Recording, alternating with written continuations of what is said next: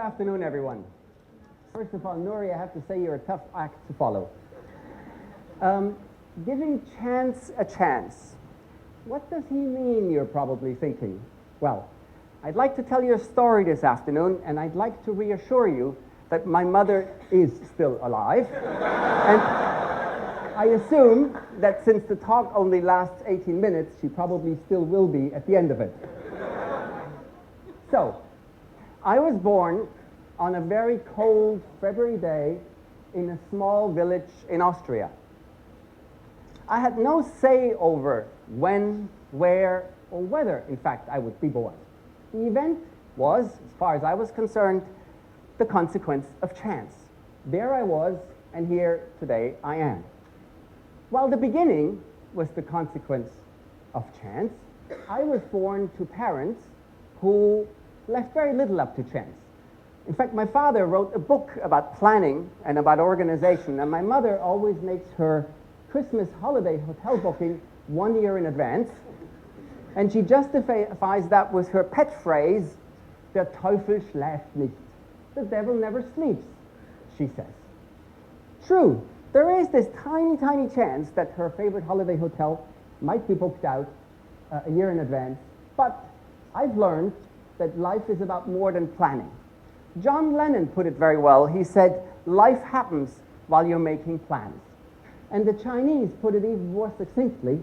They say, 计划没有变化快.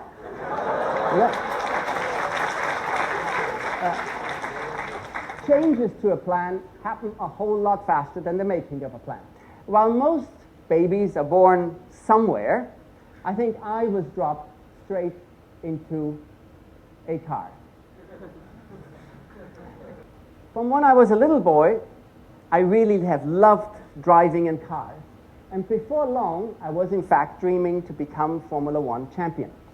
And while I got quite far, here I am on a Formula One track in Europe, it was but a dream.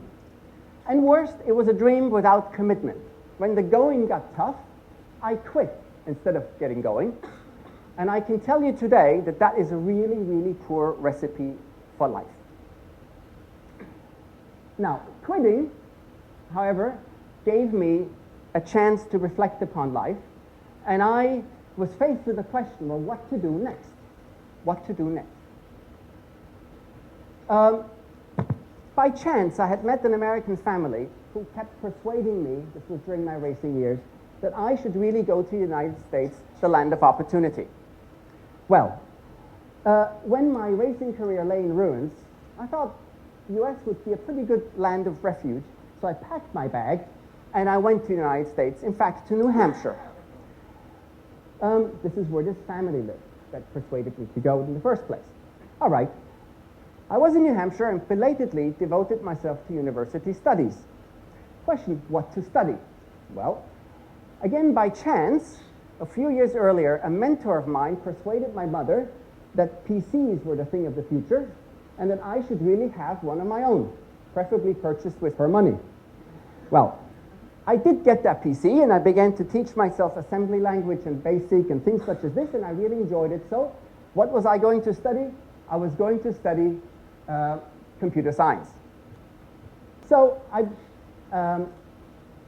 began to study computer science at a little not so famous institution called New Hampshire College. After a few months, I decided that I could probably do better than New Hampshire College, and I formulated a careful plan, as my parents would have been proud of me, very careful plan as to how I would get myself out of New Hampshire College. And in fact, I hedged my bets by applying to universities, each a bit better than the previous one. So, University of New Hampshire, Rensselaer Polytechnic Institute, Dartmouth, Stanford, M.I.T.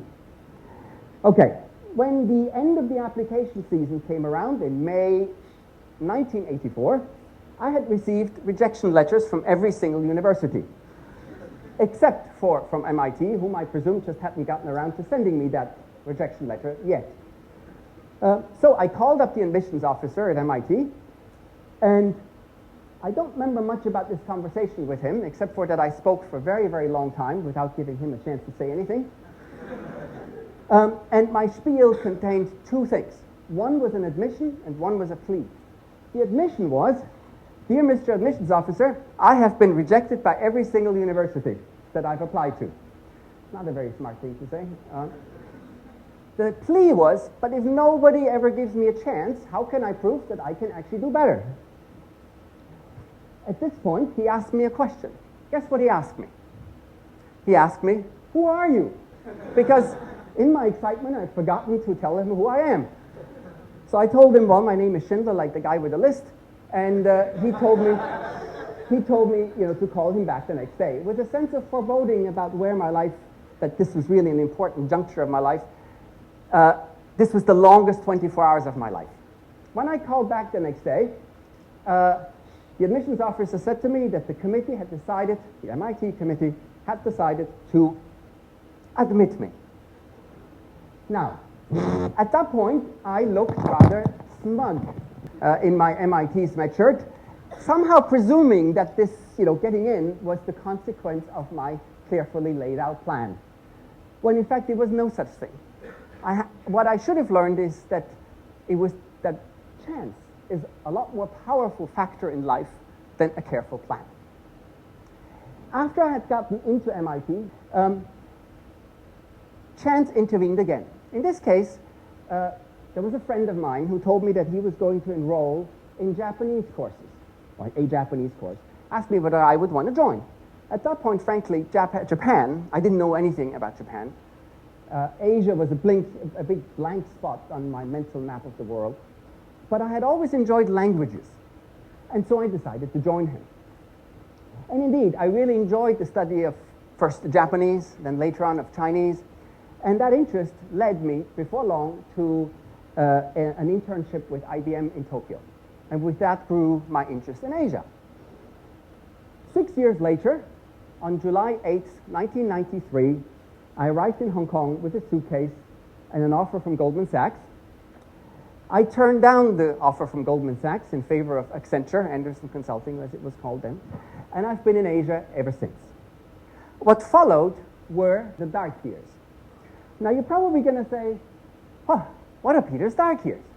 Well, for me, they were 10 years in IT, telecoms, and consulting. So you're going to say, well, how can that be? I mean, IT, telecom, consulting, and glamorous industries, big bucks, international. How could that possibly be your dark years? Well, there were two reasons. First, the corporate hierarchies that I worked in pressured me to be somebody that I'm really not. The second thing, my days were characterized by very, very long hours and constantly having ideas about what else I could do. But I didn't have the guts to pursue them. That state of mind, really, really wanting to do something, but not daring to, was incredibly well captured by Paulo Coelho in his book, The Alchemist. He wrote that the only thing that makes it impossible for you to achieve your dream is, guess what? It is your own fear of failure. And so I labored on aimlessly without, I guess, the guts to leave the corporate ladder, or jump off, I guess is a better metaphor, nor a chance event that would knock me off my path. Until February 2003, when my wife Angie and I went to Koh Samui in Phuket to celebrate my birthday. Remember, February is my birthday month. And on the day of my birthday, my wife Angie, she gave me 2 books with the words, "Okay, that's the best I could do." I said, "Oh, what do you mean the best I could do?"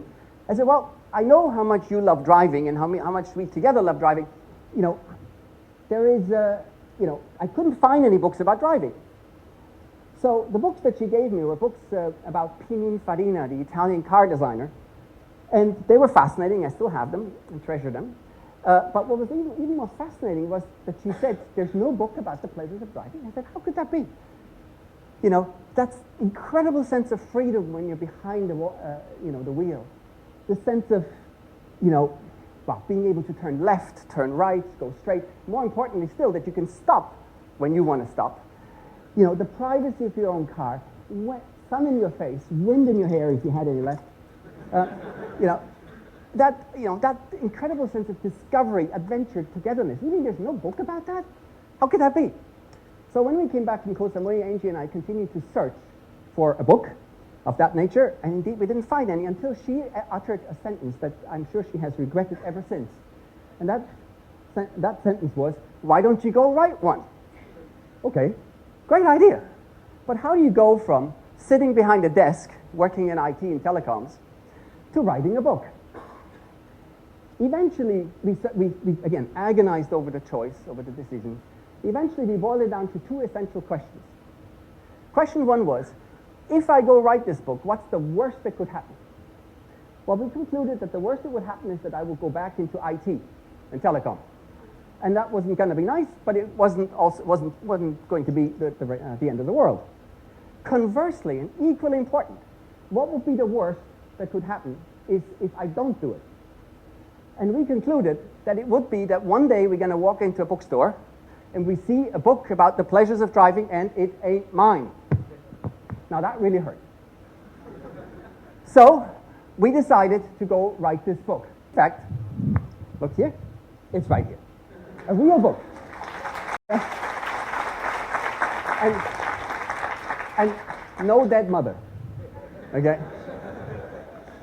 Now, when this book project came to an end, I was thinking again, well, what do I do next? And I didn't want to go back to IT. What I wanted to do was write another book, this time having to do with China and with driving. But I had no concrete idea what this thing would look like, what the story would look like. So in the back of my mind, I was constantly thinking about, the story. Then one day, January 2005, a friend of mine, Ron, photographer, and I we borrowed a little sports car from the CEO of the Hong Kong Automobile Association, and we drove up to Taimoshan to take a photo, the last one to be inserted into this book. That's the photo. After we took this photo, we had to return the car. And on the way back, we actually got lost. Except for, as you know, men are never lost. They're just directionally challenged. So we ended up, guess where? In Mongkok, okay, of all places, lost. So while we're reading the Hong Kong street map in order to find our way to the headquarters of the Hong Kong Automobile Association, we suddenly realized that we were the subject of a lot of attention. In fact, not really we, but the car was subject of a lot of attention, of the attention of a lot of people. Young, old, men, women, boys, girls, all were staring at this car. And this was when chance intervened again, this time in the form of a thought. What if I were to go drive a car like this through China? Wouldn't that give me all the stories I need to write my next book? Well, I went for it. It took 2.5 years from this what-if idea to actually getting me on the road in China. And what an adventure it ended up being. Here, for example, I'm slightly inconvenienced by a flood in Tibet. And of course, many other things happened that would allow me to write a book. I'd like to tell you just one. On the day that I arrived in Lhasa, in front of the Buddha Lagoon, with my car, I found the following blog entry on the blog. I had kept a blog during the journey. Peter, hello. I really envy you for being able to drive the car you like through China, leave your footprints in foreign lands, and create numerous unforgettable memories. Perhaps you can't quite imagine how I feel, a young handicapped lady with the use of only one leg. It is a lifelong dream to do what you're doing, to go out and see the world for yourself. I support you all the way and wish you all the best of luck. Handicapped Hong Hong. All right. At that point, I began to communicate with Hong Hong and decided to visit her before the journey was finished. It was out, completed. Here's what I learned. On November 30th, 2003, Hong Hong and her boyfriend Wang Hao were going on an evening stroll in Taiyuan, the capital of Shanxi province, when suddenly they heard metal crashing into metal, and then nothing. They had been run over by a drunken driver where Hong Hong lost one of her legs. Now that was bad, but it wasn't the worst. Before they knew it, the driver's drunkenness was bribed out of the police report. The insurance did pay, and you're probably going to say, oh, thank God. But the insurance actually paid to the policyholder, that is the guy that had run them over. At which point, Wang Hao, amidst of this ordeal, decided that he wants to marry Hong Hong. But his parents said, no, you don't marry a cripple. He decided that he would sell his only worthwhile possession, which was his flat, and they got married anyway, in a public wedding ceremony, and they cried a lot. At this low point, they had a bit of luck. They met a sympathetic lawyer with whose help they began to claw back some of the money that was due to them. And when they had a little bit of money, Hong Hong, who had been a TV journalist before the accident, wanted a television. But Hong Hong, Wang Hao, her then husband, said, no, let's get a PC and a broadband connection. And you tell your story. And she began to write her story. A Sina blog editor picked up her story and promoted it. And within no time at all, she had 50,000 readers a day. And thus encouraged, they began to dream again. For her to get an international quality prosthetic leg, and for them one day to have their own home again. When I visited them, they already looked a whole lot happier. And Hong Hong, like so many people that had grown dear to me during this journey, ended up signing on the little yellow car that we called Miss Daisy in Chinese, in English, and Xiao Huang in Chinese. Little yellow. So, you're probably wondering, where can I buy this book? That book that contains all of Peter's stories from this wonderful journey. Well, guess what? Chance has intervened again. There is no book. But what there is a company that I run that specializes in driving journeys in the most beautiful parts of China, thus combining my interest in China with my passion for driving. Now, to my final slide, what has all of this taught me about life? It is that in the making of your life, plans do have a small role to play because they get you going. They set you in motion. When life presents you with a fork in the road, okay, don't agonize too much over the choices.